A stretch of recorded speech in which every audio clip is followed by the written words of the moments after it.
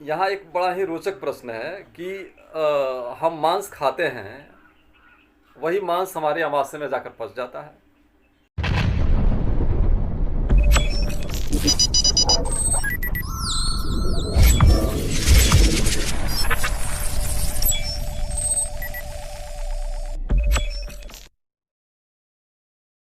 नमस्कार दोस्तों।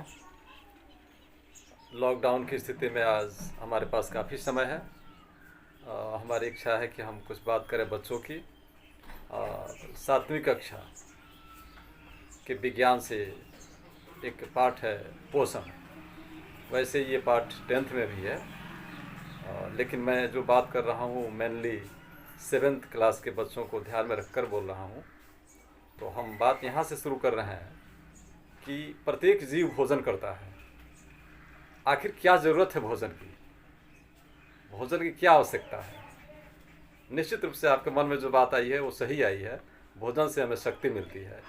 हमारे शरीर को स्वस्थ रखने में भोजन का महत्व है, या यूँ कहें विज्ञान की भाषा में कि शरीर को में जो भी क्रियाएं हो रही हैं उसको सुचारू रूप से चलाने के लिए भोजन की आवश्यकता है। हमारे भोजन में बहुत सारे हमारे लिए लाभदायक, शरीर के लिए लाभदायक पदार्थ होते हैं, और उन पदार्थों को हम पोषक तत्व बोलते हैं, न्यूट्रिएंट्स बोलते हैं, पोषक तत्व। अगर नाम से देखें तो ये कार्बोहाइड्रेट, वसा, प्रोटीन, विटामिन्स, खनिज लवण इत्यादि नाम से जाने जाते हैं। इन पोषक तत्वों को भोजन से प्राप्त कर लेने में और उनका उपयोग करने में एक लंबी प्रक्रिया से गुजरना पड़ता है भोजन को। उस पूरी प्रक्रिया को अगर हम सम्मिलित रूप में रखें तो इसको हम पोषण बोलते हैं, न्यूट्रिशन। यानी यूँ कहें कि अगर डिफाइन करने की बात है तो हम इसको यूँ कहेंगे कि पोषण वह प्रक्रिया है जिसमें कोई जीव पोषक तत्वों को ग्रहण करके उसका उपयोग करता है। फिर से रिपीट करूँ मैं कि पोषण वह प्रक्रिया है जिसमें कोई जीव पोषक तत्वों को ग्रहण करके उसका उपयोग करता है। अब ये पोषक तत्वों को ग्रहण करना और उसके उपयोग के बीच में एक लंबी प्रक्रिया है।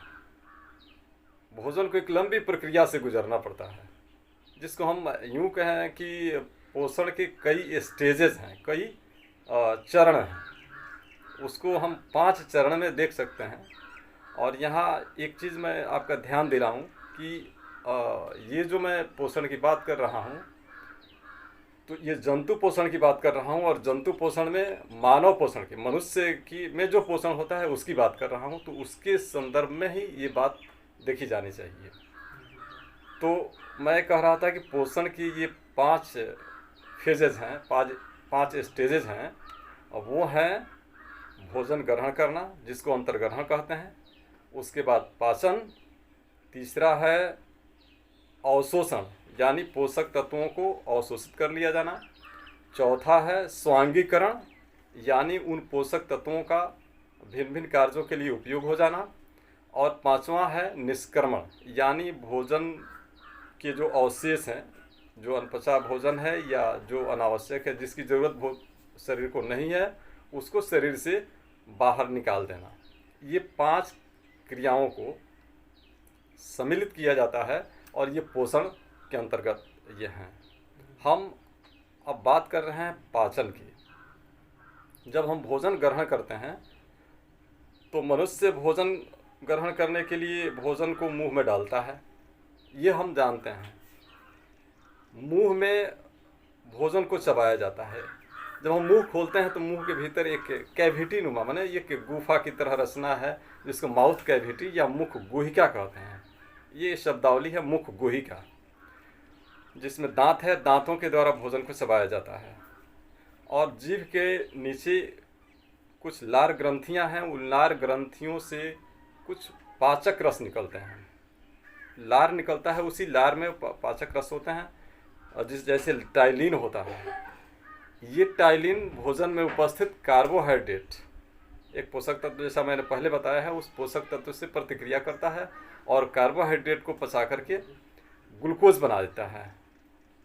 इसका अनुभव हम कर सकते हैं बहुत आसानी से। रोटी का एक टुकड़ा हम मुंह में डालेंगे और देर तक जब उसको चबाएंगे और जो लार में वो घुलता है तो रोटी मीठी लगने लगती है, उसकी मिठास बढ़ जाती है। इसका कारण यही है कि उस लार के पाचक रस के द्वारा कार्बोहाइड्रेट का पाचन हुआ और ग्लूकोज बना।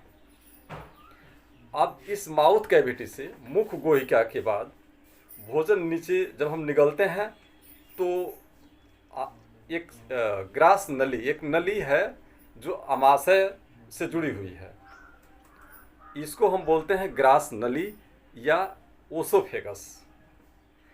यहाँ ध्यान देने की चीज़ ये है कि यह जो माउथ कैविटी है, मुख गुहिका है, इससे दो नलियाँ जुड़ी हुई हैं।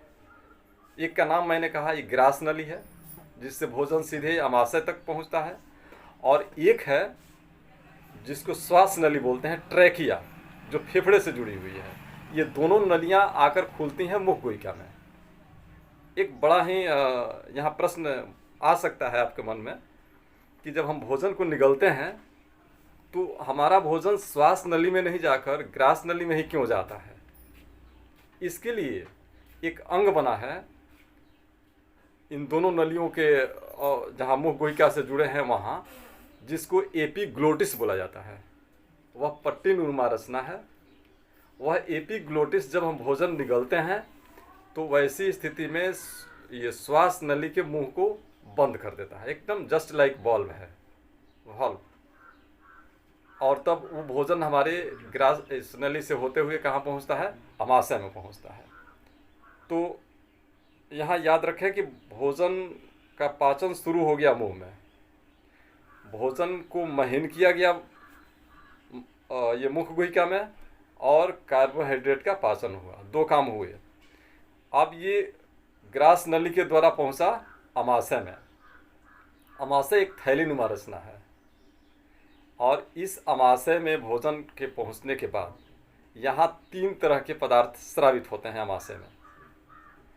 एक का नाम है हाइड्रोक्लोरिक एसिड, हाइड्रोक्लोरिकम। दूसरे का नाम है श्लेष्मा, म्यूकस।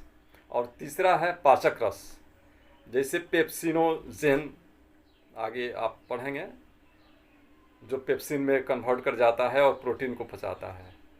हाइड्रोक्लोरिक अम्ल का काम है कि भोजन को अम्लीय बना देता है, और भोजन में अगर बैक्टीरिया या कोई जीवाणु आ गया है जो शरीर के लिए नुकसानदेह है तो उसको मार देता है। भोजन के कीटाणुओं को मार करके भोजन को सुरक्षित कर देता है। श्लेष्मा जो है ये एक चिकना पदार्थ है, तैलीय पदार्थ है।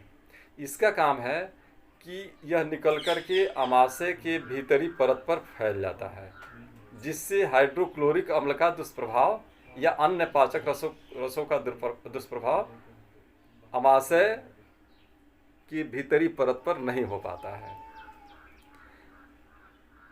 यहाँ एक बड़ा ही रोचक प्रश्न है कि हम मांस खाते हैं, वही मांस हमारे अमाशय में जाकर पच जाता है हाइड्रोक्लोरिक एसिड या अन्य पाचक रसों के द्वारा, लेकिन हमारा अमाशय भी तो बना है मांसपेशी से ही। वो मांसपेशी से बना हुआ अमाशय नहीं पच पाता है। इसके कारण क्या है? What is the cause?